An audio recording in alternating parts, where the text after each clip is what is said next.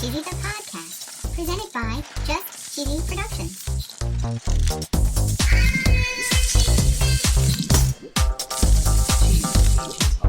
Hi there, I'm your host, Fondue. Hey, hi, Cheesy here. Cheesy buddy, is that you? That was me, Fondue. In this week's episode, we're going to be talking all about AI, cheese, and the Super Bowl. Oh, yeah. We're going to be talking about a Gouda ad that wasn't so Gouda. No way. We're going to talk about some other AI blunders. We're going to be talking about big game snacks. And we're going to learn about a possible name change for Chuck E. Cheese. And of course, we're going to tell our very cheesy joke. Love Stay a tuned joke. for episode 169, Big Fumble, on Just Cheesy, the podcast.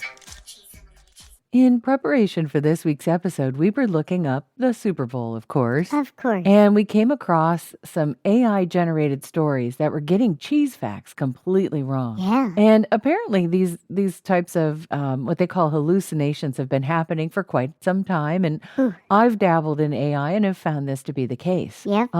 Apparently some of the AI apps have trouble figuring out things like the right nutritional value for cheese. Or they suggest swapping out milk or Greek yogurt and mac and cheese. Okay. There's some ideas out there that it has had a hard time learning the difference between mild cheddar and a super sharp cheddar. Sure. And AI has what they call hallucinations, or where it kind of makes up some information when it doesn't have all of the answers. Yeah. And this week is definitely no exception. Yep. According to TheVerge.com, Google's Gemini AI output a Super Bowl ad with fake information. Oh, no. Wisconsin Cheese Mart wanted to use Google's AI called Gemini in order to basically write a website description. Okay. They had it write the copy, Okay. and it stated that Gouda accounts for 50 to 60% of the world's cheese consumption. Oh, sure. And this was absolutely not true. Whoa. Now, the business owner has taken this off of their website and changed Okay. the YouTube ad. Sure. And it was actually a blogger that pointed out on Twitter that the stat was false. Oh, no. And that the Dutch cheese was nowhere near 50 to 60%. Oh, boy. The person on Twitter was a cheesemonger, and they suggested that the business rewrite the product description without that stat. Sure. And according to BBC.com,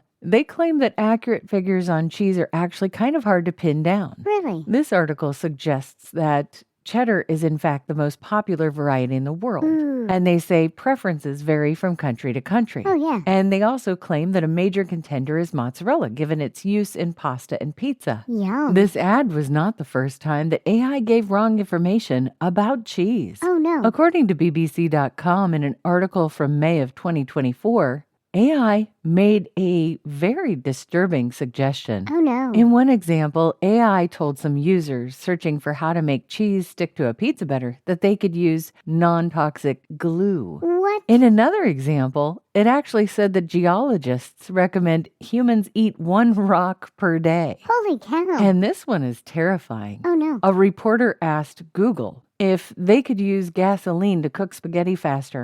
They were told, no, but you can use gasoline to make a spicy spaghetti dish. What? Oh my gosh. Oh, my gosh. From what they suggest in the article, that AI was actually using some satire based on comments in Reddit in The Onion. Oh, boy. And apparently it struggles a little bit with that satire. Yeah. According to PCGamer.com, when Google was in the testing phase, their AI was recommending the drinking of urine as an effective method for quickly passing kidney stones. What? Oh my goodness. I've had kidney stones and I never thought about drinking my urine. No, I hope not. But AI has actually been used with some success in some other areas when it comes to cheese. Okay. According to ResearchGate.net, they're using AI and computer vision to monitor cheese ripeness. Ooh. There have been some successes with AI being used to optimize cheese production. Wow. And there's been some success with analyzing milk quality, temperature, and even the mood of some cows. Wow. Google's AI is not a sponsor. Nope. But if it was, the ad would go right here. Have you ever wanted to listen to the web? Yeah. Well, Newsly makes that possible. They do? They're an all-in-one audio super app for iOS and Android. Super app. You can listen to trending articles on the web on topics that you choose and get them read to you in a natural human voice. What kind of topics? Sports, Cheese? tech, business, science. Cheese? I'm sure there's even cheese. Yay! They even have an entire section for podcasts. Are we there? Of course we are. Ooh. It's one of my new favorite podcast apps. They even have digital radio. Holy cow. Just go to www.newsly.me to download it free. Whoa. Or use the link in the description. If you use the promo code Cheesy, that'll get you 1 month free premium subscription. Yay, Newsly. Now, back to the podcast. Thinking about the Super Bowl tonight, we wanted to talk about how much the Americans will eat when it comes to cheese and other snacks. Oh, so much. According to prnewswire.com, Americans will devour 29 million pounds of cheese for the big game. Holy cow. And they say in this article, to put this into perspective, they say it's enough cheese for the 1.5 million people in Philly and over 500,000 in Kansas City to enjoy a 14-pound cheese basket of their own. Whoa. In a New York Post article from last year, they said 29% of all the people that watch the football game actually spend more time in front of the snacks and food than anywhere else. Yeah. In a poll conducted on behalf of Charbroil, it revealed that the halftime show, commercials, and drinks all outweighed the watching of the actual game on the field. Whoa. And cheese isn't just the most popular. Yeah? According to FoxBusiness.com, over 1.47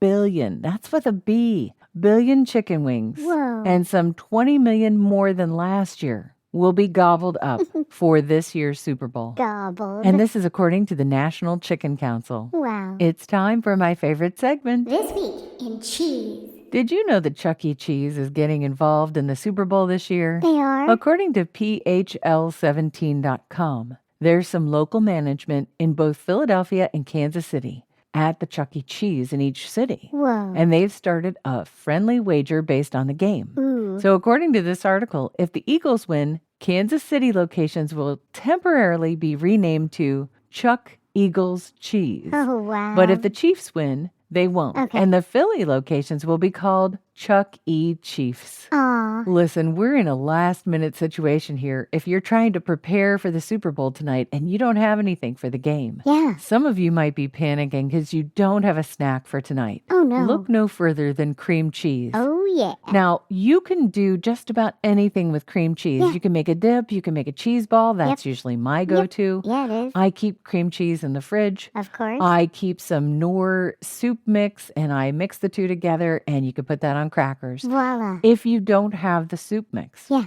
let's say you've got some dried beef. Yeah. You could mix some dried beef, some green onions, Yum. and a little bit of cheddar shredded in it, and you've got a cheese ball. Ooh. Let's say you don't have that. Oh, You no. have some everything bagel seasoning. Yeah. Well, dump a couple of spoonfuls of that in your cream cheese, and voila, you've got a dip. Voila. What if you don't have either of those two things? Oh, no. Do you have some salsa? Yeah. Do you have some cream cheese? Yeah. Well, put the salsa in the cream cheese, pop it in the microwave for a minute or so, and you've got a dip. Yum. I mean, just about anything you can think you can put into your cream cheese, and that'll make a delicious dip. Yum. So give it a shot, Yeah. and I hope you have the right snacks for the big game. I'm ready for a joke fondue. Okay, why can't Swiss cheese play defense? Ooh, I don't know. Because there are too many holes in its strategy. Oh, that was a good one. Oh, I know, it was perfect and a little bit cheesy.